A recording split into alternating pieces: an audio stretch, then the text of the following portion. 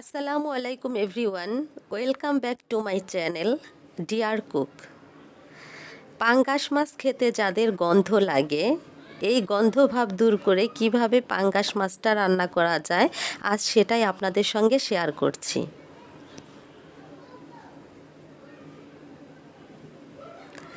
সেজন্য এখানে পাঙ্গাস মাছ আগেই ধুয়ে রেখেছিলাম। এখন হচ্ছে এখানে গরম পানি দিয়ে দিচ্ছি।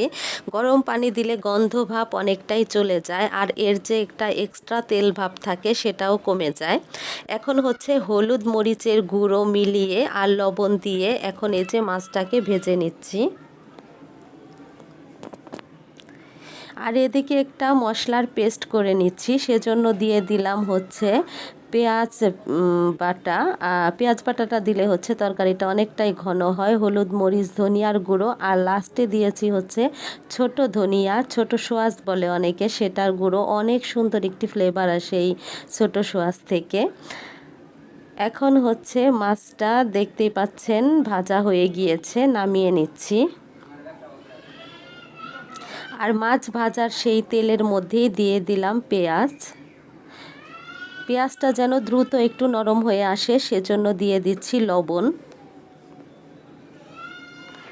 হালকা একটু নেড়ে চেড়ে নিয়ে এর মধ্যে আদা রসুনের পেস্ট দিয়ে আবারও একটু ভাজা ভাজা করে নেব। তারপরে দিয়ে দিচ্ছি সামান্য একটু পানি। নেড়ে চেড়ে নিয়ে এর মধ্যে সেই যে মশলার পেস্ট তৈরি করে রেখেছিলাম সেটা দিয়ে দিলাম।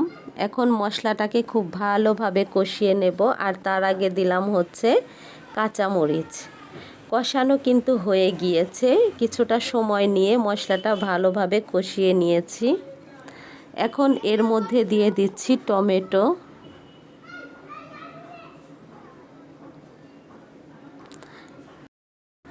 টমেটোটা নরম হয়ে এসেছে, এখন হচ্ছে এখানে মাছগুলো দিয়ে দিচ্ছি। এই মশলার মধ্যে মাছটাকে ভালোভাবে কষিয়ে নেব।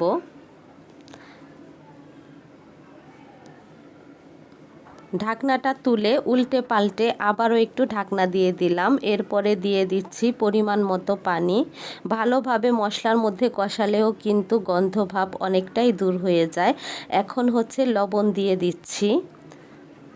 নেড়ে চেড়ে নিয়ে আবারও একটু ঢাকনা দিয়ে ঢেকে দিব।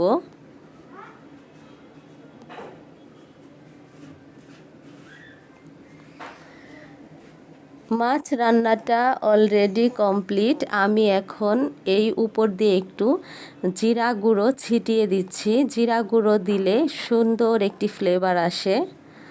এখন হচ্ছে নামিয়ে নিব চুলা থেকে।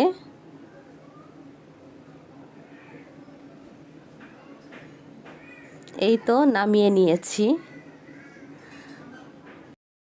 পাঙ্গাস মাছের মাখো মাখো এই ভুনা তরকারিটা খেতে এত বেশি মজা হয়েছিল, বোঝাই যাচ্ছিল না যে মাছ খাচ্ছি না কি খাচ্ছি। কোনো ধরনের আষ্টে গন্ধ ছিল না। আশা করছি আজকের এই ভিডিও আপনাদের ভালো লেগেছে। আর ভালো লাগলে আমার এই চ্যানেলটিকে সাবস্ক্রাইব করে রাখবেন নতুন ভিডিও পাওয়ার জন্য। আর অবশ্যই এই ভিডিওতে একটি লাইক দিয়ে দিবেন। সবাইকে অসংখ্য ধন্যবাদ জানাচ্ছি ভিডিওটি দেখার জন্য। ভালো থাকবেন সবাই। আসসালামু আলাইকুম।